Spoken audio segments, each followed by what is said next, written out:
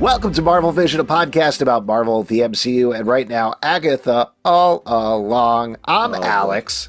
We should do a song in the middle of our jam episode. sesh? Oh, yeah. I'm Justin.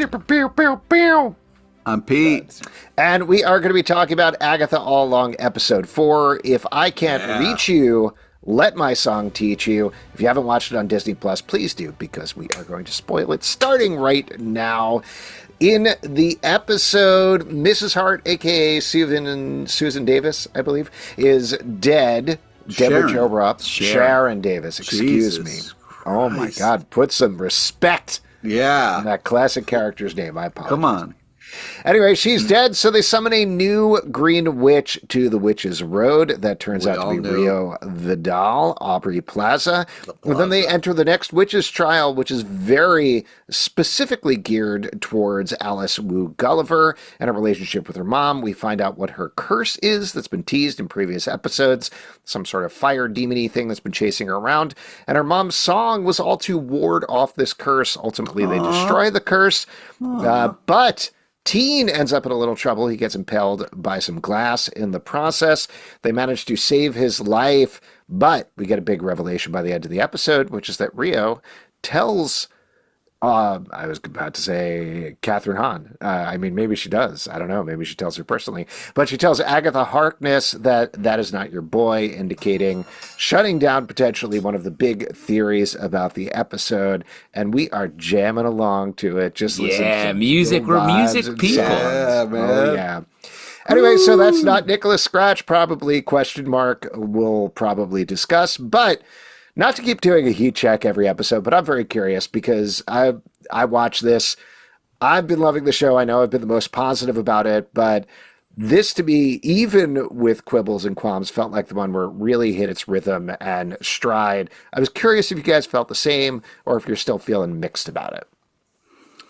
And it's fine if you're feeling mixed. It's fine. No, I'm feeling a lot better. I mean, when the Plaza shows up, I'm having a good time.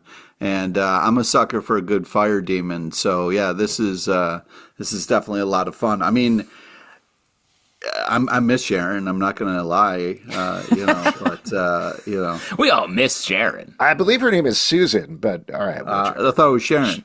Sharon is like a little fire demon on my shoulders, Hanging out? Yeah. Down the street? Same old thing she did last week? Is that what you're saying?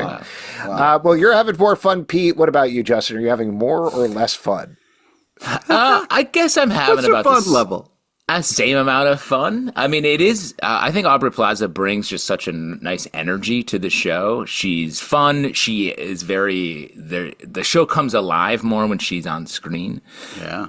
I did think this episode felt a little like, outside of the interactions between her and Agatha, which were pretty electric, I was like, this felt very light. If there was like a music video as an episode to me. If I was to throw out a quibble on that point, I do think the trials on the Witch's Road are very light, sort of as we've been talking about here. Maybe they went a little too heavy with the parody element with Mare of Easttown in the first episode, and they've got a little light in these past two episodes. Maybe that's what you're feeling, Justin? They feel like party games as opposed to like a tightly constructed plot situation. I mean, come on, dude. That jam session was huge. You know what I mean? Sometimes you got to stop phoning it in, you know what I mean, and go full witch on them. And that was cool. Like, and it was like shot well. But I was like, we have heard this song. This is the song. And like the version. It's Lorna's version. It's a very different version of Down the Witch's Road. Ballad. I'm just saying, like, it felt like, it just felt so medium when, like, if this was about them, like, cutting loose, I wish we got more of that or more, like. Were you not watching Patti LuPone on those tiny little cymbals? Yeah, in the come back? on. She was going nuts. The maracas. Plaza on drums. Her with the maracas. It was great. I didn't call it bad. It just felt like mid. It felt aggressively mid when, like, I wanted to rock, and it felt like they were like, oh no, a mystery. Just play all the instruments that are here. Oh, okay. It's like the very basic Legend of Zelda original puzzles from 1986. Yeah, I mean, I guess, okay, to that point, and mind you, again, I'm really enjoying the show, but if we were to explore this a little further, the puzzle that they solved in the first one was they were like, drink this wine. They drank the wine. And there was a little bit there in terms of Jennifer having to push hard and figure out how to come up with a potion, even though she has felt blocked from her magic for years. That's kind of the same thing we get here with Alice, though, where she doesn't want anything to do with her mother's music. She thinks her mother left her for whatever reason, but it turns out she was protecting her all along, and she has to reaccept it. So these aren't necessarily like Tomb Raider style puzzles so much as which one by one being challenged on a very specific personal thing to get past something. Yeah. Also, you're kind of going under actor skills. You know, they're like, what can we do? And people are like, well, I can play the drums. You know what I mean? So it's got to be like, we got to gear this towards something fun to watch. And it is kind of fun to watch them all kind of jam out a little bit and have some fun, you know? It is fun. And smoky effects when she was on the mic there. And I don't know. I mean, what do you want them to do? It can't always be a MacGyver, like the bomb is ticking. We got to figure this out every time, you know? Well, but at least it felt, to your point, Alex, as well, it felt like it was like, it's Alice's turn to overcome her thing. So it felt like, I felt like we just knew what was going to happen a bit. And I get that that's like sort of the formula, the pattern here that we're hitting. And honestly, it was the idea of the song secretly being a protection spell. Her fans are her coven. There's some good stuff in there. But it just it felt like, yes. Then it's done. And like, you know what I mean? Like, if you're going to have sort of that type of plot and repeat it for each character, I want to come at it at a way, or like keep me on my toes when it comes to the way that it unfurls, so that we can really be excited about it. Because like I've said from the beginning, this show is like pretty good. It's like there's a lot of good elements on the table. It just feels a little like they're not plugged in at the right level. Okay, like a band.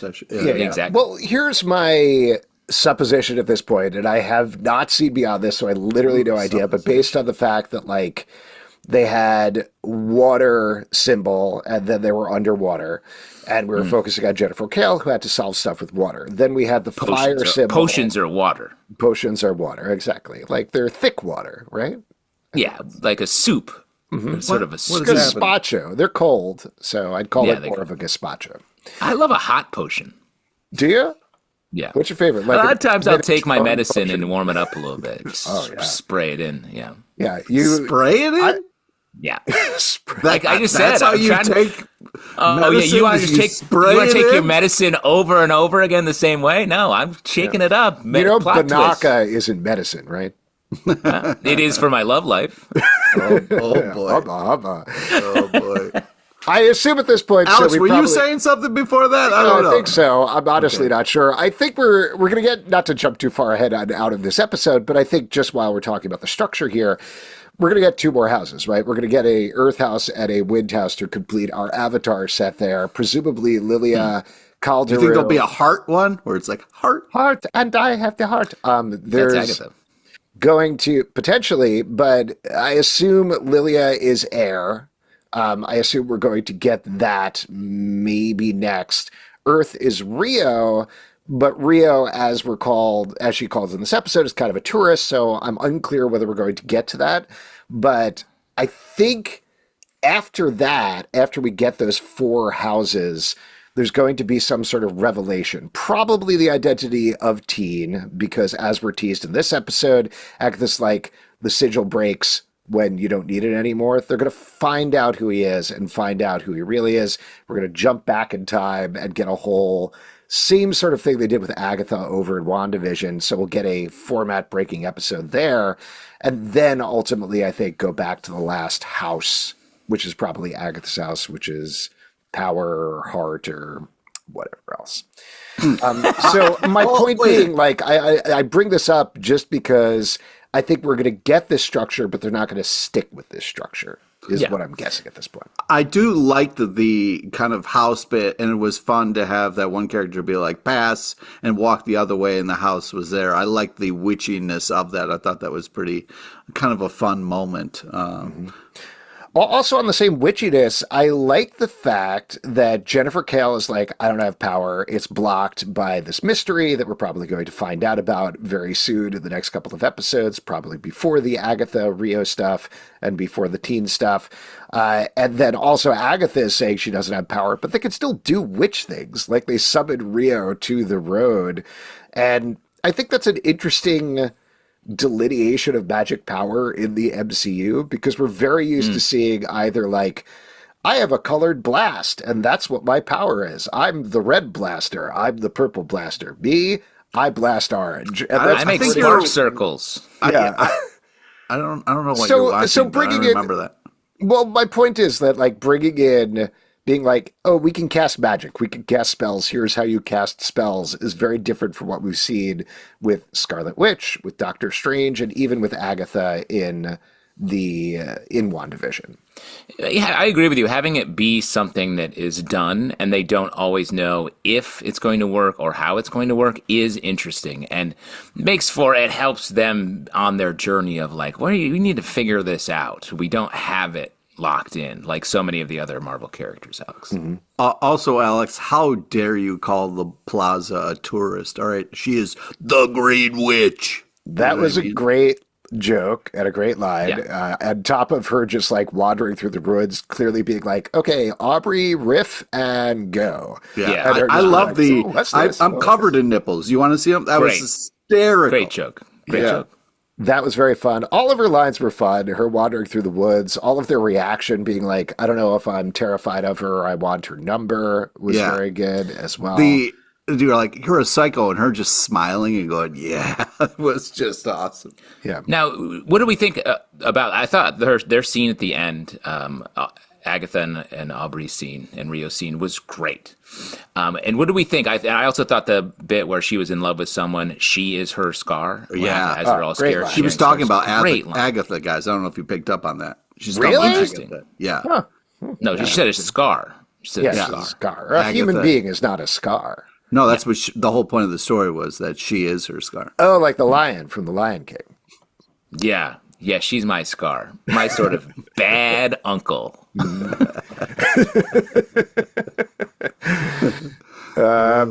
Yeah, that's what I call one of my uncles. I don't want to say which one. Whoa, no! Wow. The other one is my Alvin uncles. Oh, man. Mufasa. Disney's Mufasa coming soon. But I do think so. Great tea. I mean, it feels like they are a former relationship from back in the day. Were they the parents to this child that is lost? I think so. I mean, I think the implication there is whatever happened with Nicholas Scratch, Rio did it and didn't want to do it, and that affected Agatha, but they clearly still love each other and want each other. That's 100% clear there. There's overall, I think, a lot of mystery about Rio and who she is and what she's doing there and what she wants. Every single one of her lines and every single one of her interactions with Agatha, and I think it's really fascinating how they're writing this, and also how how Catherine Hahn is playing it, is there's an enormous amount of subtext going on in every single interaction. There's the words and the way they're delivering the lines is so carefully constructed. You can feel Catherine Hahn holding back on information every time she talks. And there's multiple times when that happens, like they're in the recording room. Definitely when they're in the recording room. But I was thinking specifically, like, they get into the house and there's that initial moment where Rio and Agatha are alone. And I don't remember what Rio says first, but she's like... She goes, no. No. No. Yeah, but she looks back at everybody first. Yeah. So it's not like, no, don't kiss me. No, don't try to kill me. It's like, no, don't do something to everybody else. Yeah, she does. She's not saying like, let's kill them all and you and me go down this road. It was kind of like, she's... But I would want to kind of address a question that I had for you guys is when the Plaza shows up, and I don't want this to be true, but it's almost like when she came out of the ground, she looked like one of those monsters that was chasing them. And I wondered if that was on purpose a little bit, where, it's not really the plaza. It's maybe they conjured like a monster Salem acting Seven. like yeah. I don't think so. I think that was just doing like horror tropes, broken body, ring, Samara from the Ring style crawling out of the grave. My big question, which I think they shut down, but out of that scene was like, wait, was she Mrs. Hart the entire time? But I don't think so. Like, they guess it. They're like, oh my God, is that Mrs. Hart? And they're like, no, that's a different person. So rip Sharon still. It is interesting the Salem 7 being we haven't heard much from them since they were just being scary in the first, second episode. I do think, I don't know that I was reading some theories bouncing around that Rio is death coming for them. I had the thought that maybe we had all the Mayor of Easttown stuff, the Scarlet Witch. That certainly puts death in the room. But is there a Scarlet Witch play here? I don't know if they would make Rio her. Yeah. Go ahead, Pete. Also, we had talked a little bit about the teen maybe being secretly the bad, but I feel like after this, it's a no after this episode. Well, I think the opposite. Let's talk teen theories in a second. Okay. Let's talk Rio theories now, but for sure we should talk about who Teen is, because I have a lot of thoughts about that. But for That's Rio, the thing about teens is we don't know yet. They grow into who they're going to be, but they're in this special moment where they're in between worlds. You know what I mean? And by the way, you're an amazing guidance counselor, Pete. Oh, thank you. Oh, you're doing a fantastic job. Some days I don't know. I will. Oh, that's really nice. But I will say, comic book podcaster is not a viable career. So I would say stop pushing people toward that. And we already do that. Mm-hmm. It's weird because when they walk into my office, it's all podcast stickers. You know what I mean? Oh, yeah. And you're like, hey, kids, quit school, become a podcaster. Money. Woo! I'm the best guidance counselor. A guidance counselor is like, get the fuck out of here and go home and do whatever you want. Oh, I'm sorry. School. My door says no guide rules, counselor. Wow. No, I messed that up. Anyway, back to the Rio thing, though.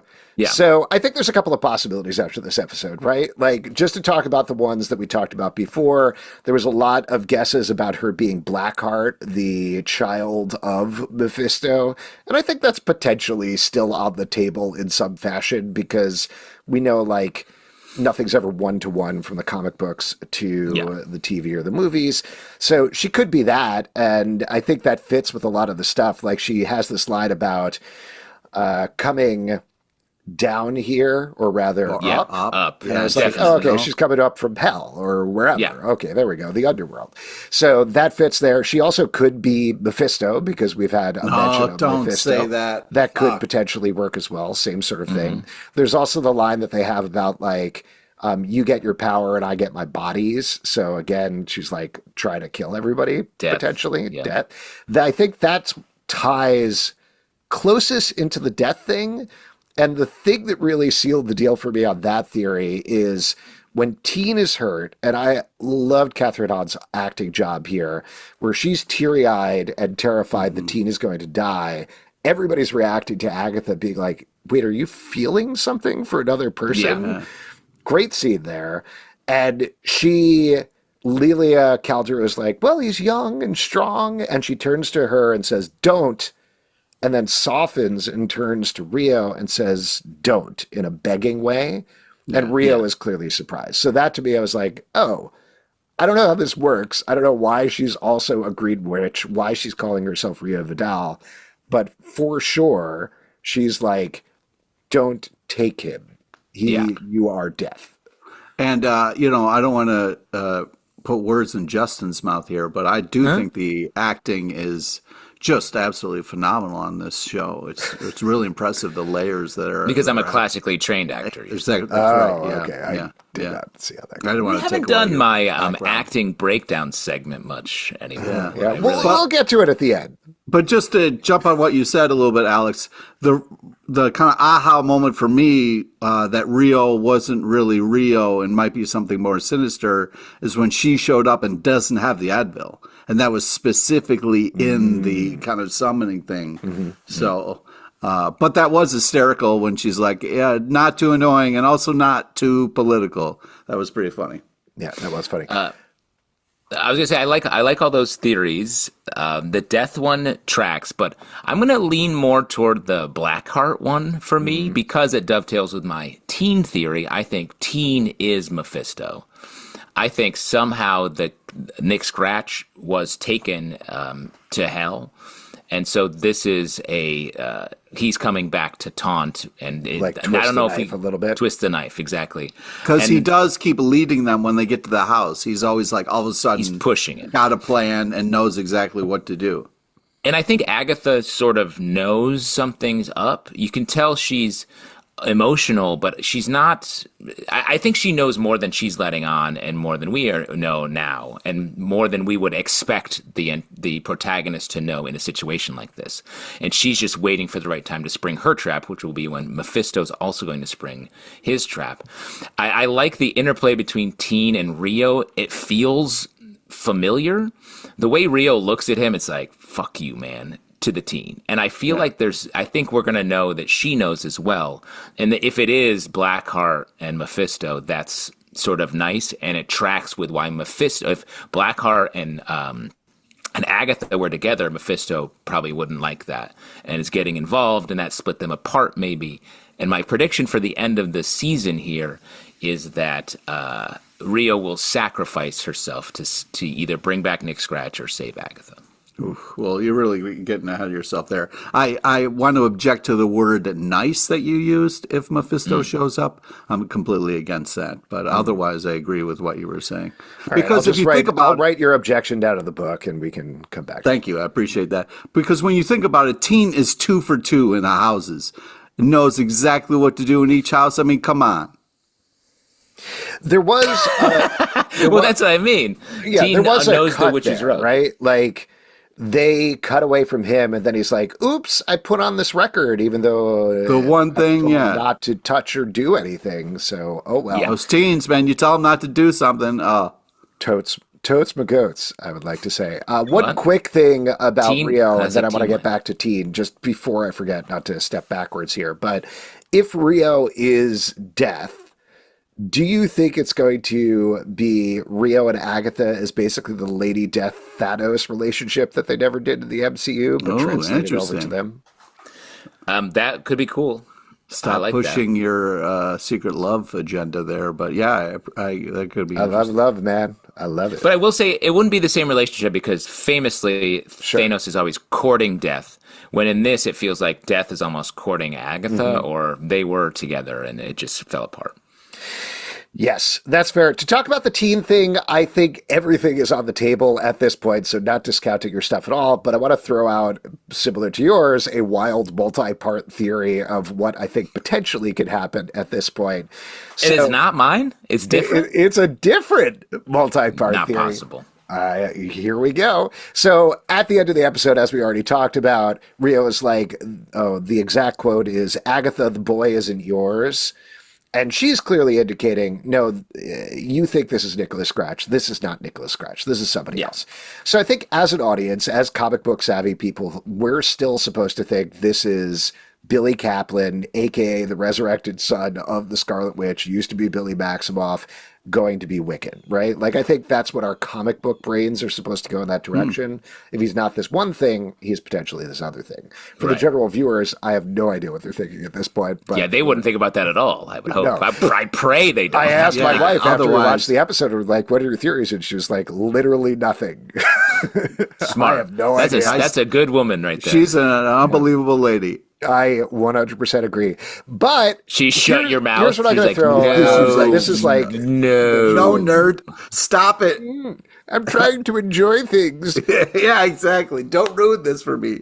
So the origin, and we've talked about this on the podcast before, but for anybody listening who isn't 100% familiar, because it's crazy complicated in the comics, Billy Maximoff was created by the Scarlet Witch out of her magic. He was eventually taken along with his brother by Mephisto, destroyed their souls, and then somehow, which is, I believe, still never been properly established in the Marvel Comics, his soul came back as a kid named Billy Kaplan, who was born to other parents, so he has similar powers to the Scarlet Witch, And Scarlet Witch is like, I know that's Billy Maximoff. I don't know how he came back, but also it's a different person named Billy Kaplan. Goodbye. So it's both things at the same time. My thought is, what if they're doing that, but it's not Billy Maximoff? What if, in fact, it is Nicholas Scratch, and it is Nicholas Scratch's soul who has returned in the body of this kid, Billy Kaplan? So you get to have Wiccan, but it's a character who is more closely connected to Agatha, who is the main character of the series, versus swerving it to, yeah, that's the Scarlet Witch's son by the end of the run.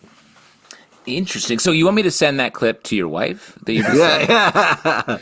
Oh, and if you could CC our divorce lawyer, that would be nice. Save a lot of time. If she does not listen to this, it's over. Oh my God. Well, first off, all I heard was blah, blah, blah, blah, Nicholas Scratch. And then I was like, bad boy alert.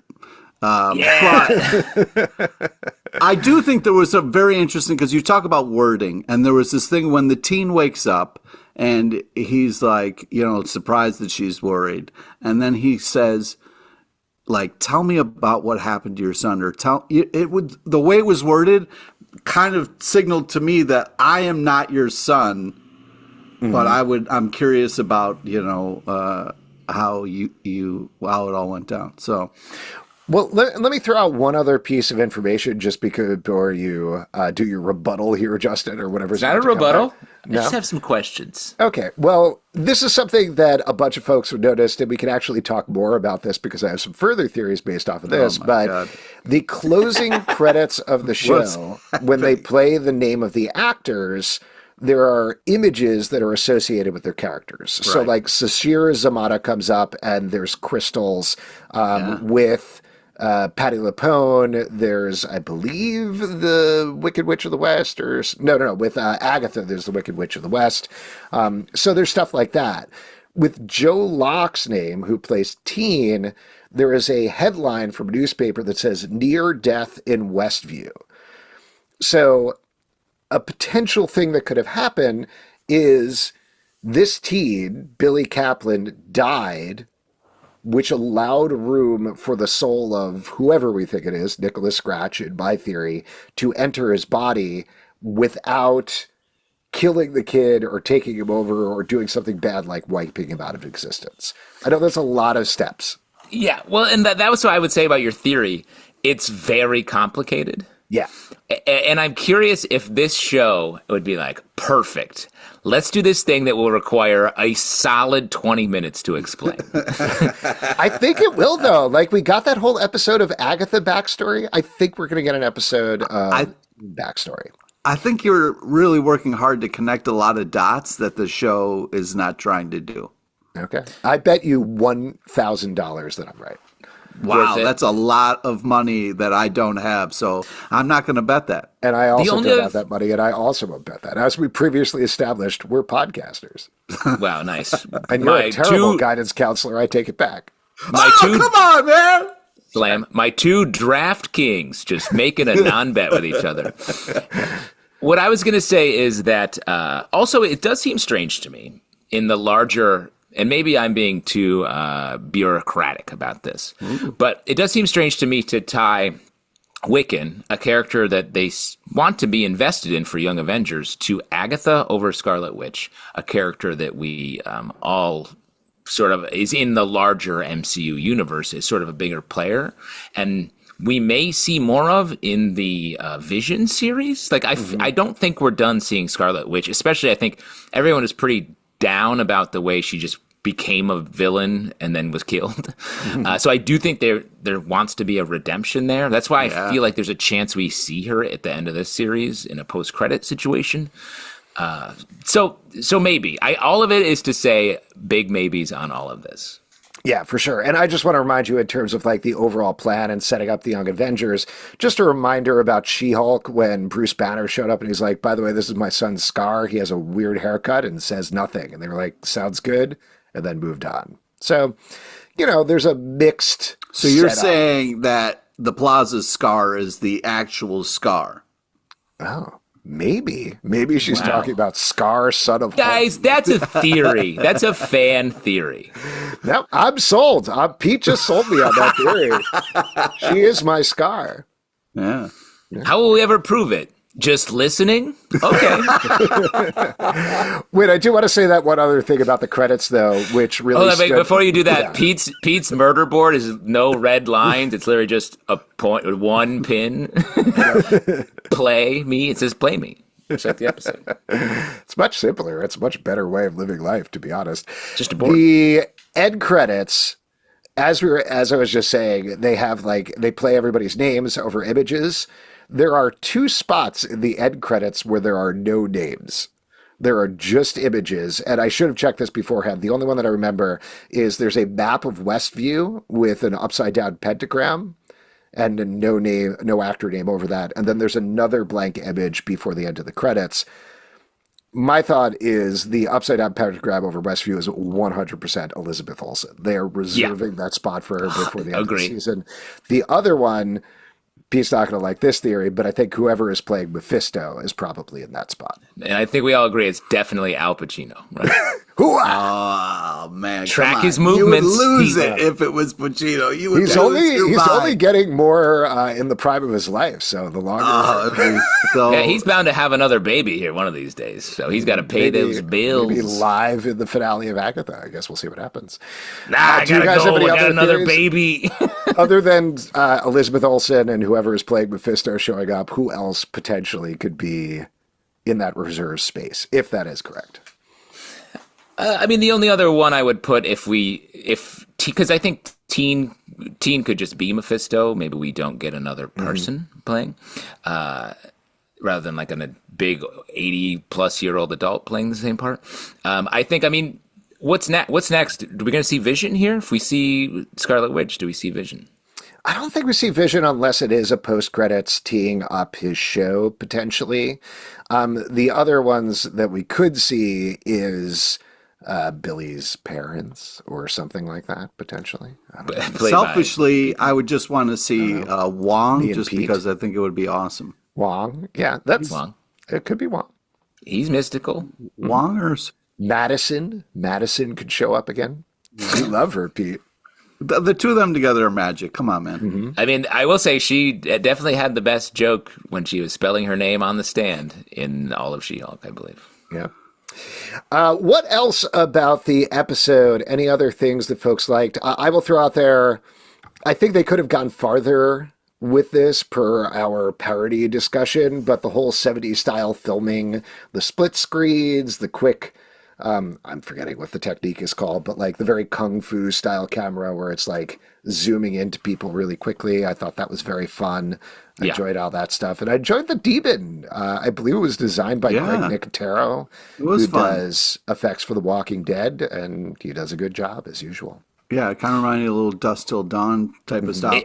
Same, Pete. I was definitely thinking from Dusk Till Dawn. It was like, oh, wow, what a weird throwback to that. I really love the campfire scene when they were talking about scars, and Agatha's like, you ever heard of, and then she's like, exactly. I was like, the Daughters of Liberty. Yeah, that which was is awesome. a pretty famous group in history, so I don't know what she's talking about. Yeah. That's a good bit. Come on. No, it was a great bit. Don't let the nerd ruin the bit. But it's rude to Martha Washington, okay, who is one of the main members of the Daughters of Liberty. So if you want to piss on her grave and everything she did for America. Oh, God. It is a Marvel. It's from the 616 universe. It is a comic book reference.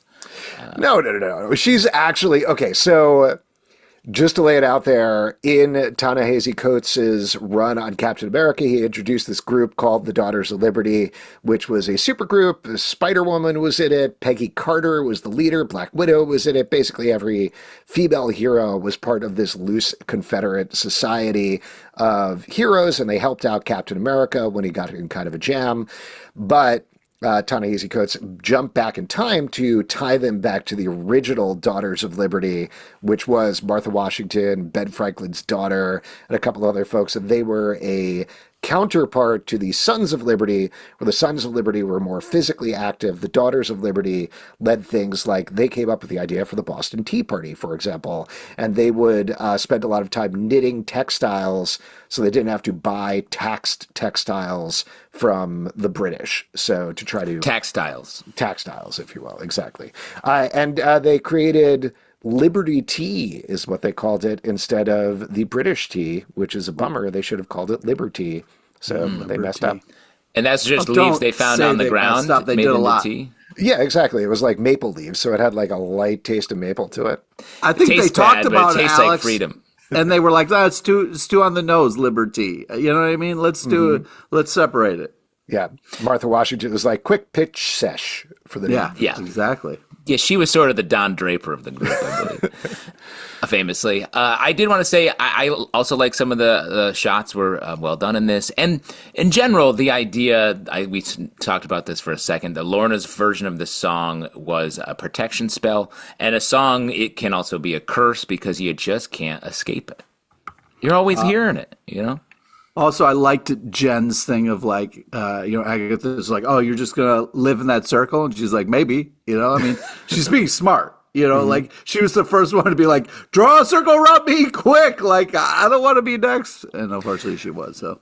Overall, I feel like everybody is having a lot of fun in the show, which is getting me a lot of the way to really enjoying it. I also think the vibes are very spooky, and that's perfect for October. So, again, enjoying that as well. But, Justin, you were about I had one other thing to talk about that I thought was emphasized in the episode and will definitely be coming back. The discussion of the sigil.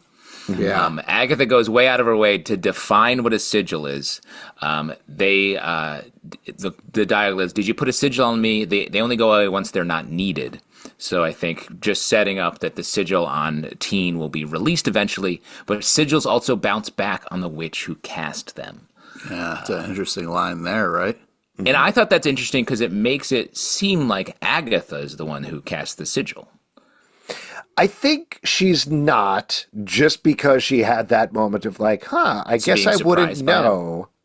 Yeah. Which sort of is like this double blind thing of like, oh, so we're supposed to think that Agatha cast the sigil, which to me means she did not cast the sigil. Maybe.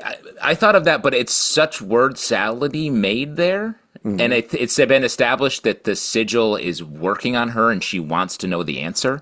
But that doesn't mean that she didn't, because if it's affecting Teen, but also her, part of the sigil may be erasing the fact that she cast it and why she cast it. Yeah. Maybe it was. And let me just say, Alex, you and I sound like maniacs every time we No, I know. I'm glad. Hey, Marvel's back. We sound like crazy people. Oh, my God. It was kind of funny the way it was set up where Teen was like, hey, on the last episode, we sure did bring up Sybil a lot. Can we discuss this more and define it for the audience? Mm-hmm. Well, yes, we can, Teen. Thank you so much for bringing that up. Well, let me ask you a question there off of that, because I agree with you guys on what we've been talking about in terms of the amount of information and exposition he's pushed out there and how he's pushed together the plot is very suspicious. If it turns out he literally is just an exposition machine by the end of the season, how do we feel about that? Not happy. You mean like Matthew McFadden from the Deadpool and Wolverine? Mm-hmm. Just there to say stuff. It may as well just be a Marvel exec. We should do it like pop-up video style. Just have Kevin Feige be like, hey, so here's the thing. He's not the Mephisto or whatever. Yeah, I guess we'll see what happens. I do hope there's a little more going on there. Any other final thoughts before we move to our vision board? Vision board it is, then. You ran out of time. Vision board already. No, but that's what we do. That's the format of the show. So on our vision board, what are we looking forward to? What do we want to happen in the next episode of the show? Pete, what's on your vision board?